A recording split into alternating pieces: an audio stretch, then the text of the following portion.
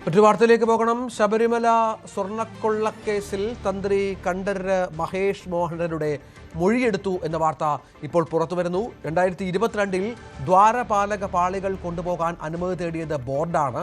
അതിൽ അനുമതി നൽകുക മാത്രമാണ് ചെയ്തതെന്നാണ് മൊഴി. ഉണ്ണികൃഷ്ണൻ പോറ്റിയെയും ഗോവർദ്ധനെയും പരിചയമുണ്ടെന്നും കണ്ഠരര് മഹേഷ് മോഹനര് മൊഴി നൽകി. സാരംഗ് ഏറ്റവും പുതിയ വിവരങ്ങളുമായി ചേരുകയാണ്. സാരംഗ്, ഇവിടെ നേരത്തെ നമുക്കറിയാം തന്ത്രിമാരുടെ മൊഴികൾ രേഖപ്പെടുത്തി നേരത്തെ തന്നെ തുടങ്ങിയിരുന്നു. ഇപ്പോൾ മഹേഷ് മോഹനരെ കുറച്ചുകൂടി കാര്യങ്ങൾ ദേവസ്വം ബോർഡിനെ കുരുക്കി തന്നെയാണോ മൊഴി നൽകിയിരിക്കുന്നത്? രഞ്ജിത്ത്, തീർച്ചയായും അത്തരത്തിൽ തന്നെയാണ് ഇപ്പോൾ മഹേഷ് മോഹനരുടെ മൊഴിയിൽ നിന്നും വ്യക്തമാവുന്നത്. ഈ ഒരു അന്വേഷണം, ഈ ഒരു തന്ത്രിയിലേക്കുള്ള കാര്യങ്ങൾ നീങ്ങുന്നതിന് മുൻപ് തന്നെ ഈ മഹേഷ് മോഹനരെ അടക്കം മൊഴി രേഖപ്പെടുത്തിയിരുന്നു.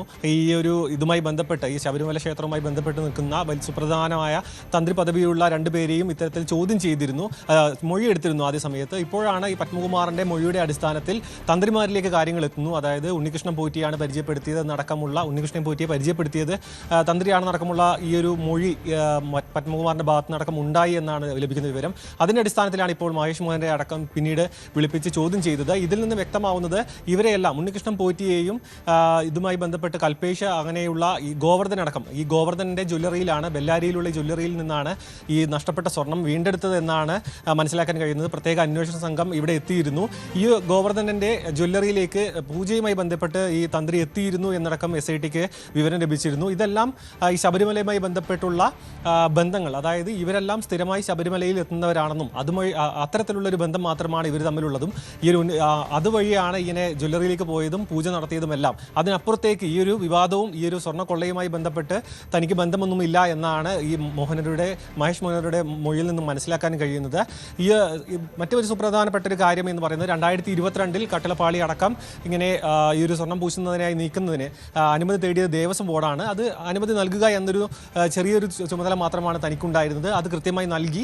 അതിനപ്പുറത്തേക്ക് ഇതിന് പിന്നിലെ അതായത് സാരംഗ്, ഈ ദ്വാരപാലക പാളികൾ കൊണ്ടുപോകാൻ അനുമതി നൽകി. അത് പക്ഷേ വാതിലും കട്ടളപ്പാളിയും സന്നിധാനത്ത് വെച്ച് തന്നെ അറ്റകുറ്റപ്പണികൾ നടത്താനുള്ള അനുമതി അത് ലംഘിച്ചു. പക്ഷേ ആ ലംഘനം താൻ അറിഞ്ഞിരുന്നില്ല എന്നാണോ തന്ത്രിയുടെ വാദം? തീർച്ചയായും. അതായത് ഈ ശബരിമല സന്നിധാനത്ത് വെച്ച് തന്നെ ഈ ഒരു ഇത്തരത്തിലുള്ള പ്രവർത്തികളെല്ലാം പൂർത്തീകരിക്കാനായിരുന്നു അനുമതി നൽകിയത്. പക്ഷേ അത് പിന്നീട് പുറത്തേക്ക് കൊണ്ടുപോവുകയും പിന്നീട് ഈ പറയുന്നത് പോലെ വലിയൊരു കൊള്ളയിലേക്ക് കാര്യങ്ങൾ കടക്കുകയുമായിരുന്നു. അതിലൊന്നും തനിക്ക് പങ്കില്ല. ഈ ഒരു സന്നിധാനത്ത് വെച്ച് തന്നെ ഈ പ്രവർത്തികൾ പൂർത്തീകരിക്കാനാണ് അനുമതി നൽകിയത്. ദേവസ്വം ബോർഡിൻ്റെ നിർദ്ദേശാനുസരണമാണ് ആ ഒരു നിർദ്ദേശം വന്നതിനെ തുടർന്നാണ് ഇതിന് അനുമതി നൽകേണ്ട ഒരു സാഹചര്യം ഉണ്ടായിരുന്നത്. ഈ പത്മകുമാറിനെ പരിചയപ്പെടുത്തിയത്, ഉണ്ണികൃഷ്ണൻ പോറ്റി അടക്കം പരിചയപ്പെടുത്തിയത് ഇദ്ദേഹമാണെന്നടക്കമുള്ളൊരു അന്വേഷണ സംഘത്തിൻ്റെ പ്രധാന കണ്ടെത്തലുകൾ ഉണ്ടായിരുന്നു. അതിന്റെ അടിസ്ഥാനത്തിൽ നടത്തിയ ചോദ്യം ചെയ്യലിലാണ് വീണ്ടും ദേവസ്വം ബോർഡിലേക്ക് തന്നെ വിരൽ ചൂണ്ടുന്ന കാര്യങ്ങൾ വരുന്നത്. ശ്രീ അനിൽവിളയിൽ ടെലിഫോൺ ലൈനിലുണ്ട്. ശ്രീ അനിൽവിളയിൽ, ഇവിടെ തന്ത്രിമാരുടെ മൊഴികൾ രേഖപ്പെടുത്തി വന്നപ്പോൾ ഇപ്പോൾ ഏറ്റവും ഒടുവിലെടുത്തിരിക്കുക തന്ത്രി കണ്ഠരര് മഹേഷ് മോഹനരുടെ മൊഴിയാണ്. അതിൽ പറഞ്ഞിരിക്കുന്നത് അനുമതി നൽകിയിട്ടുണ്ട്, പക്ഷെ അത് ദേവസ്വം ബോർഡ് ആവശ്യപ്രകാരം അനുമതി നൽകി. അത് ഈ സന്നിധാനത്ത് വെച്ച് തന്നെ അറ്റകുറ്റപ്പണികൾ നടത്താൻ വേണ്ടിയാണ് എന്നുള്ളതാണ്. അപ്പോൾ ദേവസ്വം ബോർഡിലേക്ക് വീണ്ടും കുറ്റം ചാർത്തപ്പെടുകയാണ് കൂടുതലായി. കുറ്റം ചാർത്തപ്പെടുകയല്ല, ദേവസ്വം ബോർഡ് കുറ്റം ചെയ്തു തന്നെയാണല്ലോ. ദേവസ്വം മാനുവലിന് വിരുദ്ധമായിട്ട് സന്നിധാനവുമായി ബന്ധപ്പെട്ട ദൈവികമായ പരിവേഷമുള്ള സാധന സാമഗ്രികളുടെ നിർമ്മാണവും മെയിൻ്റനൻസും ഒക്കെ ആ ദേവസന്നിധിയിൽ വെച്ച് നടത്തണമെന്ന് ദേവസ്വം മാനുവൽ കൃത്യമായി പറയുന്നുണ്ട്. മഹേഷ് മോഹനെ സംബന്ധിച്ചിടത്തോളം അദ്ദേഹം അനുവാദം നൽകി. അതിനുശേഷം അതിന്റെ പരിസരത്ത് വെച്ചാണോ ഈ നിർമ്മാണ പ്രവർത്തനങ്ങൾ നടത്താതിരിക്കുന്നത് എന്നുള്ള കാര്യങ്ങൾ അദ്ദേഹം നോക്കേണ്ട കാര്യമില്ല എന്ന അദ്ദേഹത്തിന്റെ വാദം ഒരു പരിധി വരെ അംഗീകരിക്കാം. തീർച്ചയായിട്ടും ദേവസ്വം ബോർഡിന്റെ ഭാഗത്തുനിന്നുണ്ടായ ഗുരുതരമായ വീഴ്ച തന്നെയാണ് അത് ചെന്നൈയിലേക്ക് കൊണ്ടുപോകാൻ ഇടയായ സാഹചര്യം. ആ ചെന്നൈയിലേക്ക് മഹേഷ് മോഹനരുടെ നിന്ന് അവർ അനുവാദം മേടിച്ചത് തന്നെ ഇത് ചെന്നൈയിലേക്ക് കടത്തി ഈ കൊള്ള നടത്തുക എന്നുള്ള ലക്ഷ്യത്തോട് തന്നെയായിരുന്നു. അതുകൊണ്ടാണ് ഇപ്രകാരം സംഭവിച്ചിട്ടുള്ളത്. ഇപ്പോൾ നമുക്ക് ഈ ദേവസ്വം ബോർഡിൽ ഇരുന്ന രാഷ്ട്രീയക്കാർക്ക് അല്ലെങ്കിൽ ദേവസ്വം ബോർഡ് അംഗങ്ങൾക്ക് ഈ വിഷയത്തിൽ ചില ആളുകളെ മനസ്സിലാക്കുന്നതിൽ അല്ലെങ്കിൽ ഇതുമായി ബന്ധപ്പെട്ട് നിൽക്കുന്ന ആളുകളുടെ കള്ളത്തരം പിടിക്കുന്നതിലൊക്കെ ഒരു വീഴ്ച പറ്റിയിട്ടുണ്ട്. അതുപോലെ തന്നെയാണല്ലോ ഈ തന്ത്രിമാർക്കും സംഭവിച്ചിരിക്കുന്നത്. ഇപ്പോൾ അദ്ദേഹം പറഞ്ഞിരിക്കുന്നു വളരെ പ്രധാനപ്പെട്ട ആളുകളെയൊക്കെ അറിയാം. അതായത് ഈ പറഞ്ഞ പോറ്റിയെ അറിയാം, ഗോവർദ്ധനെ അറിയാം. നമുക്കറിയാം ഗോവർദ്ധൻ്റെ ജ്വല്ലറിയിൽ നിന്നാണ് നേരത്തെ 9 മുതൽ കിട്ടിയത്. അപ്പോൾ ഇവരുടെയൊക്കെ കുരുക്കിൽ ഈ തന്ത്രിമാരും വീണു എന്ന് തെളിയുകയാണല്ലോ. തീർച്ചയായിട്ടും ഇതൊരു വളരെ ആസൂത്രിതമായി നടപ്പാക്കിയൊരു കൊള്ള തന്നെയാണിത്. ഇവരെയൊക്കെ ഒരു പരിധി വരെ ചിലപ്പോൾ അതിൽ ചാടിച്ചതായിരിക്കാം. ഈ തന്ത്രിമാരിലെ ചിലർ അതിനകത്ത് മനഃപൂർവ്വം ചാടിയതുമായിരിക്കാം. എല്ലാവരും നമുക്ക് അങ്ങനെ കാടടച്ച് വെടിവെക്കുന്ന പോലെ പറയാൻ സാധിക്കില്ല. തീർച്ചയായിട്ടും ഇതൊരു വൻ ഗൂഢാലോചന. ഇത് മന്ത്രിയിൽ തുടങ്ങി താഴോട്ട് അവിടുത്തെ കീഴ്ശാന്തി, ഉണ്ണികൃഷ്ണൻ പോറ്റി വരെ ഉള്ളവരുടെ ഒരു വലിയ ഗൂഢാലോചനയുടെ ഭാഗമായിട്ടാണ് ഈ കൊള്ള നടന്നിരിക്കുന്നത്. വെറും ഒരു സ്വർണം പൂശലിന്റെ മറവിൽ കോടിക്കണക്കിന് കോടി രൂപ ഉണ്ടാക്കുക എന്നുള്ള ആസൂത്രിതമായ ശ്രമമാണ് നടന്നിരിക്കുന്നതെന്നാണ് ഈ ശബരിമലയിലെ കൊള്ള സൂചിപ്പിക്കുന്നത്.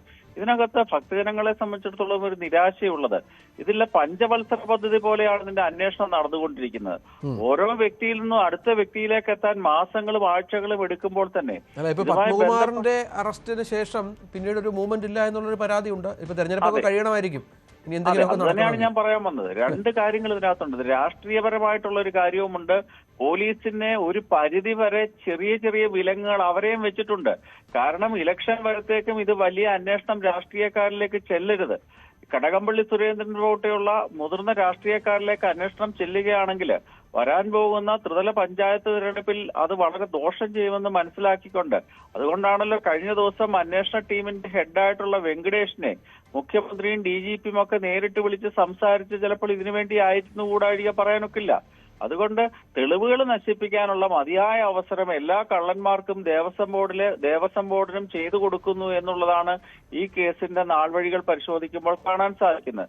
ഇപ്പൊ ഈ മന്ത്രിമാരിലേക്ക് അല്ലെങ്കിൽ മന്ത്രിയിലേക്ക് എത്തുന്നതിന് മുൻപ് ഈ തന്ത്രിമാരെ ചോദ്യം ചെയ്യുന്നത്, അവരുടെ മൊഴിയെടുക്കുന്നതൊക്കെ ഈ വിഷയത്തെ ഒന്ന് ന്യൂട്രലൈസ് ചെയ്യാനുള്ള ശ്രമത്തിന്റെ ഭാഗമാണെന്ന് കരുതുന്നുണ്ടോ ശ്രീ അനിൽവിളയിൽ? തീർച്ചയായിട്ടും അത് തന്നെയാണ് ഞാൻ പറയാൻ വന്നത്. ഇതിന്റെ പ്രധാന ആസൂത്രകൻ എന്ന് പറയുന്നത് കടകംപള്ളി സുരേന്ദ്രൻ തന്നെയാണ്. അദ്ദേഹം അറിയാതെ ഇത്തരത്തിലുള്ളൊരു വൻ കൊള്ള ഒരു ഉണ്ണികൃഷ്ണൻ പോറ്റിക്കോ ഒരു പത്മകുമാറിനോ ചെയ്യാൻ സാധിക്കില്ല. കടകംപള്ളി സുരേന്ദ്രനിലേക്ക് അന്വേഷണം എത്തുന്നതിന് മുമ്പുള്ള നടപടിയാണ് എന്ന് സാമാന്യ ജനത്തിനെ ബോധ്യപ്പെടുത്താൻ SIT ശ്രമിക്കുന്നു എന്നുള്ളതല്ലാതെ കൃത്യമായ രീതിയിലുള്ള ഒരു അന്വേഷണമല്ല ഇത് നടന്നുകൊണ്ടിരിക്കുന്നത്. ഇത് കേരള സംസ്ഥാനത്തിന് പുറത്തേക്ക് അന്തർ സംസ്ഥാന ബന്ധം, അന്താരാഷ്ട്ര ബന്ധം പോലും ഹൈക്കോടതി സംശയിച്ച സാഹചര്യത്തിൽ ഇങ്ങനെ ഇഴഞ്ഞു നീങ്ങുന്നത് യഥാർത്ഥ കുറ്റവാളികൾക്ക് നാളെ രക്ഷപ്പെടാനുള്ള അവസരം ഉണ്ടാക്കി കൊടുക്കും. നമ്മൾ ശ്രദ്ധിക്കേണ്ടതുണ്ട്. ഇതിനകത്തുള്ള എല്ലാ പ്രതികളും ഏകദേശം പ്രായമുള്ള വ്യക്തികളാണ്. റിട്ടയർ ചെയ്തവരും 10, 60, 65 വയസ്സിന് മുകളിലുള്ളവരും ഒക്കെ തന്നെയാണ്. ഇങ്ങനെ അന്വേഷണം ഇഴയുകയും വീണ്ടും വിചാരണ ഇഴയുകയും ചെയ്യുമ്പോൾ യഥാർത്ഥ പ്രതികളെ ശിക്ഷിക്കപ്പെടുന്ന ഒരു സാഹചര്യം ഉണ്ടാകില്ല.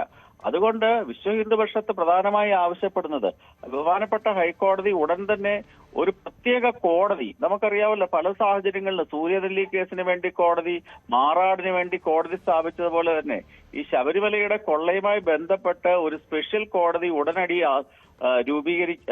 SIT രൂപീകരിച്ചതുപോലെ തന്നെ ഒരു പ്രത്യേക കോടതി ശബരിമല കൊള്ളയ്ക്ക് വേണ്ടിയുള്ള വിചാരണ ചെയ്യാൻ വേണ്ടിയുള്ള ഒരു കോടതി സ്ഥാപിച്ചുകൊണ്ട് വളരെ പെട്ടെന്ന് ഇതിന്റെ വിചാരണ കൂടി ആരംഭിച്ചില്ല എങ്കിൽ ഇവര് ജാമ്യത്തിലിറങ്ങുകയും അന്വേഷണം ഇഴയുകയും ചെയ്യുന്ന സാഹചര്യത്തിൽ ഇതിന് അന്തമില്ലാത്ത രീതിയിൽ ഈ അന്വേഷണം പോകാനുള്ള സാധ്യത നമുക്ക് തള്ളിക്കളയാൻ സാധിക്കും. ശരി, ശ്രീ RV ബാബു കൂടി ടെലിഫോൺ ലൈനിലുണ്ട്. ശ്രീ RV ബാബു, ഇവിടെ തന്ത്രിയുടെ മൊഴിയാണ് ഇപ്പോൾ ഏറ്റവും ഒടുവിൽ പുറത്തു വന്നിരിക്കുന്നത്. അതിൽ പറഞ്ഞിരിക്കുന്നത് അനുമതി നൽകിയിരുന്നു ദ്വാരപാലക പാളികൾ കൊണ്ടുപോകാൻ, പക്ഷേ ദേവസ്വം ബോർഡ് അത് ആവശ്യപ്പെട്ടു. പക്ഷേ ഈ സന്നിധാനത്ത് വെച്ച് തന്നെയാണ് അറ്റകുറ്റപ്പണികൾ നടത്താൻ അനുമതി നൽകിയത് എന്നാണ്. അത് ലംഘിച്ചിട്ടുണ്ട്, നമുക്കറിയാം. അതിൻ്റെയൊക്കെ പരിണതഫലമാണല്ലോ ഈ കേസ്. പക്ഷേ ഇവിടെ ഈ പറയുന്ന മൊഴികൾ തന്ത്രിയിലേക്കൊക്കെ അന്വേഷണം എത്തുമ്പോൾ അവർക്കും ചില വീഴ്ചകൾ ഈ വിഷയത്തിൽ സംഭവിച്ചിട്ടുണ്ടോ എന്ന് മനസ്സിലാക്കണ്ടേ? തന്ത്രിമാരുടെ ഇപ്പോ മൊഴിയെ സംബന്ധിച്ച് നമ്മൾ ചർച്ച ചെയ്യുമ്പോൾ SIT ആ മൊഴി വിശകലനം ചെയ്യുകയും അതിൽ അവർ കുറ്റക്കാരാണ് എന്ന് SITക്ക് തോന്നുന്ന പക്ഷം അതിൽ നടപടിയെടുക്കുന്നതിൽ ആർക്കും തടസ്സമൊന്നുമില്ല. തന്ത്രിമാരുടെ പങ്കിനെ സംബന്ധിച്ച് നമുക്കിപ്പോൾ ഒരു നിഗമനത്തിലെത്താൻ കഴിയില്ല. ഏതായാലും തന്ത്രിമാരെ അറിഞ്ഞുകൊണ്ടാണ് ഇത് ചെയ്തത് എന്നുള്ള കാര്യത്തിൽ സ്പഷ്ടമാണ്. അത് ദേവസ്വം ബോർഡിന്റെ ആവശ്യത്തിനനുസരിച്ച് തന്ത്രിമാരെടുത്ത നിലപാട് മാത്രമാണോ, അതോ ഇതിന്റെ നേട്ടം, ഈ കൊണ്ടുപോയതിന്റെ നേട്ടം അല്ലെങ്കിൽ ഈ തട്ടിപ്പുമായി ബന്ധപ്പെട്ട് അതിന്റെ ബെനിഫിഷ്യറി ആണോ തന്ത്രിമാർ എന്നുള്ളതിനെ സംബന്ധിച്ചും ഈ ഗൂഢാലോചനയിൽ തന്ത്രിമാർക്ക് പങ്കുണ്ടോ എന്നുള്ളതിനെ കുറിച്ചും തെളിയിക്കപ്പെടണം.